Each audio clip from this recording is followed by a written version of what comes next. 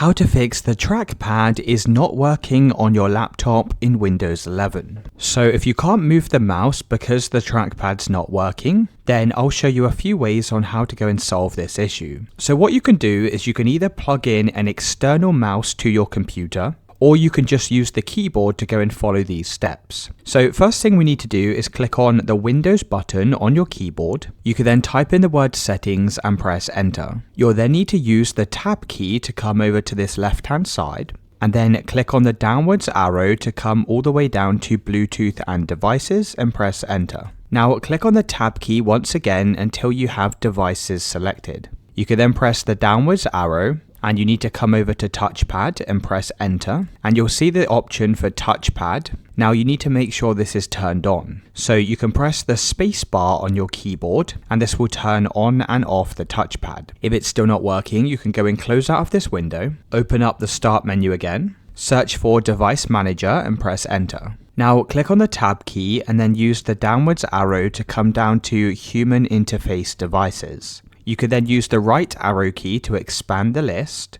and use the downwards arrow key to find your touchpad. You'll then need to go in, press enter on your touchpad, use the tab and the arrow keys to come over to driver. You can then use the tab key to come down to uninstall device and press enter. Use the tab key again and then go and press enter next to uninstall. Once you've done this, you'll need to go and hold the power button on your laptop for around about 60 seconds. So even when the screen goes black, continue to hold the power button down. After 60 seconds have passed, you can release the power button. Try turning back on your laptop and your touchpad should now be working. If you still can't use the touchpad, you'll need to try pressing the F keys on your keyboard, and sometimes these keys can enable and disable the touchpad. So this could be F1, F2, F3, and so forth. If you've tried all of the F keys and it's not working, then also try holding down the Fn key, and then you can go through the F keys once again, trying each combination until your touchpad is enabled.